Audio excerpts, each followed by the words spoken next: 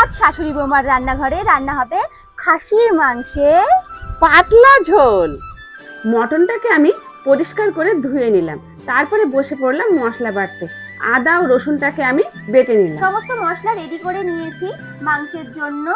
কড়াইটা গরম হয়ে গেলে পরিমাণ মতন তেল দিয়ে এবার একে একে আলুগুলো আমি তেলে ছেড়ে দিলাম।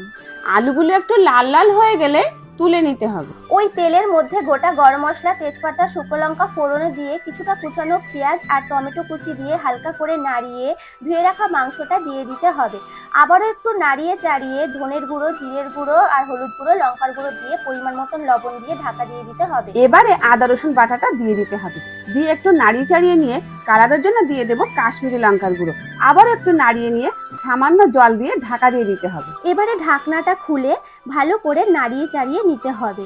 তারপরে ভেজে রাখা আলুগুলো আমি দিয়ে দিলাম মাংসর মধ্যে। তারপরে আবারও একটু ভালো করে নাড়িয়ে চাড়িয়ে পরিমাণ মতন জল দিয়ে ঢাকা দিয়ে দিতে হবে। এবারে কিছুটা চেরা কাঁচা লঙ্কা উপর থেকে দিয়ে দিলাম। এবারে ঢাকনাটা খুলে একটু গরম মশলা ওপর থেকে ছড়িয়ে দিলে রেডি আমাদের খাসির মাংসের পাতলা ঝোল। চলো এবার একটু টেস্ট করা যাক শাশুড়ি বৌমা। কেমন, ভালো তো? দারুণ।